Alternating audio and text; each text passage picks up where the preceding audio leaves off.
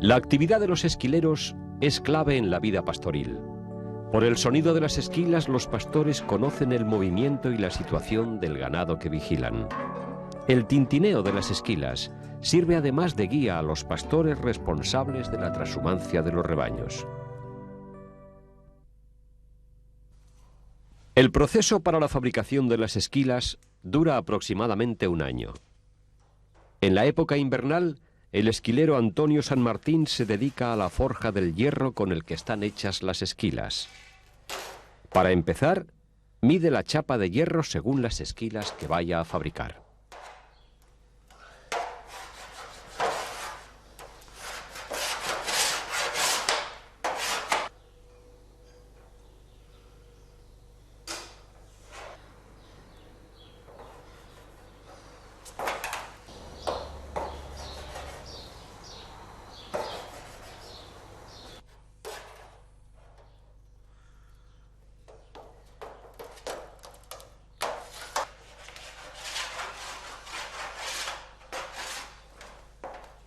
Una vez marcados todos los trozos que puede sacar en una pieza de chapa para fabricar las esquilas, los corta. Primero con la tijera de mano y después con la tijera fija.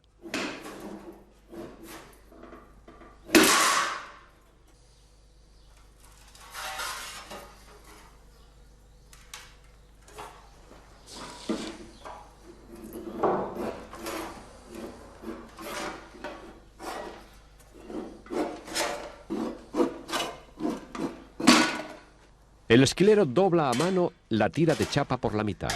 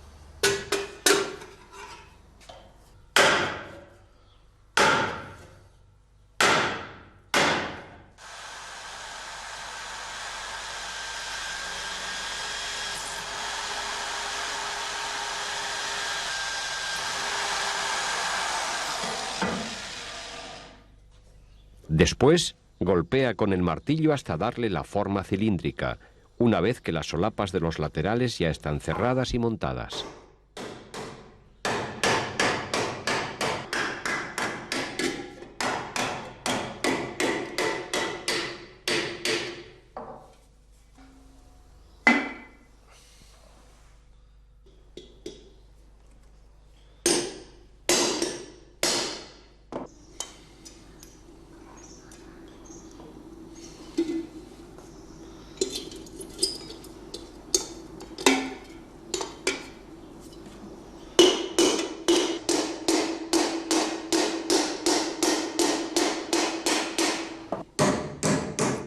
El moldeado de la pieza termina con el pliegue de las orejas que sujetarán el ansa de afuera.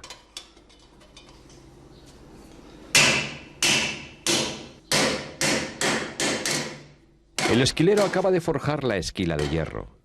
Meses más tarde, al llegar el verano, la cubrirá de arcilla y la cocerá en el horno, quedando lista para ser vendida.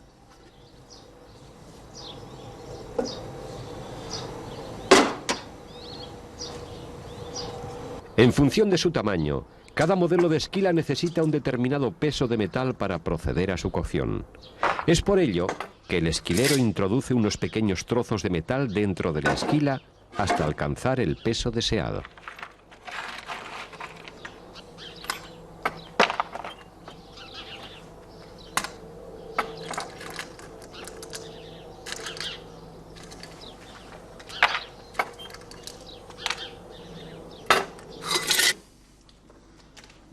Con la llegada de la primavera, el esquilero comienza la segunda fase del proceso para la fabricación de una esquila. Lo primero que hace es preparar la arcilla con la que envolverá la esquila antes de cocerla en el horno. La tierra que utiliza nuestro amigo el esquilero para este trabajo es especial, ya que debe soportar las altas temperaturas del horno. Esta tierra procede del mismo lugar en el que el abuelo de Antonio San Martín la recogía para fabricar sus esquilas. Preparada la arcilla, el esquilero realiza una torta con la que envuelve la esquila. El grosor de esta torta de arcilla depende de la medida de la pieza a envolver.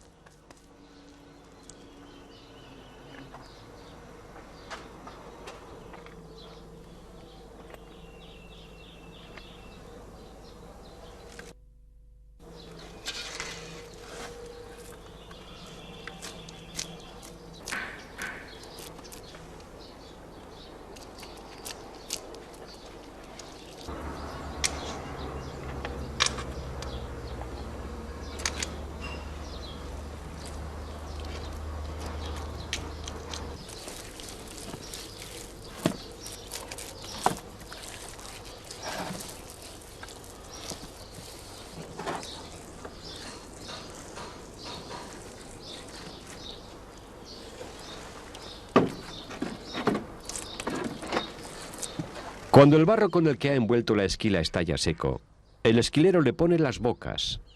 Para este trabajo, el artesano va envolviendo con barro y metal incrustado las esquilas más pequeñas, por tamaños decrecientes, metiendo unas dentro de otras sin que se toquen, formando un paquete.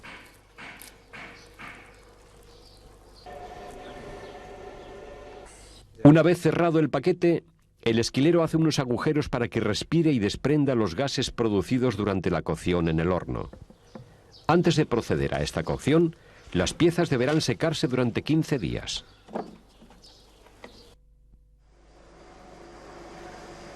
El trabajo del horno lo realiza Antonio San Martín en los meses de verano. El encendido lo hace a las 6 de la mañana y utiliza como combustible carbón de mina mezclado con cortezas de pino ródeno. Cuando el fuego es intenso, introduce los paquetes de esquilas en el horno y las deja cociendo hasta que se ponen al rojo vivo. La acción del fuego hace que el metal se funda, distribuyéndose por toda la superficie de la esquila. Cuando la superficie del barro brilla y el humo que sale por los agujeros es de color blanco, significa que el proceso de cocción ya ha terminado. Entonces, el artesano saca los paquetes de esquilas con el hurgonero y los pasa a los rodillos, donde van perdiendo calor progresivamente. Tras pasar por los rodillos, las esquilas se introducirán en un bidón lleno de agua.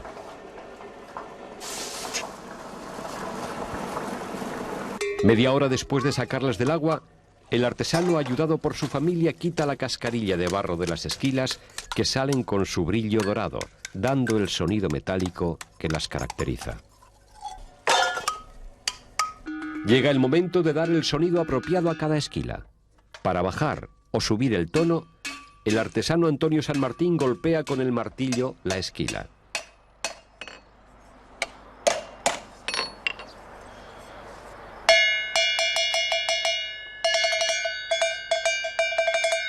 Antes de ponerlas a la venta, nuestro amigo el esquilero tiene que colocar el badajo, nombre por el que se conoce al elemento que hace de percusión de la esquila y que cuelga en su interior. Estos badajos están hechos normalmente de madera de boj, de espino o de encina, aunque hay quien los realiza con puntas de cuerno de toro. Ahora solo falta que las esquilas de Antonio San Martín sean compradas por los pastores en los mercados de los pueblos. Después serán las ovejas y las cabras las encargadas de darles utilidad.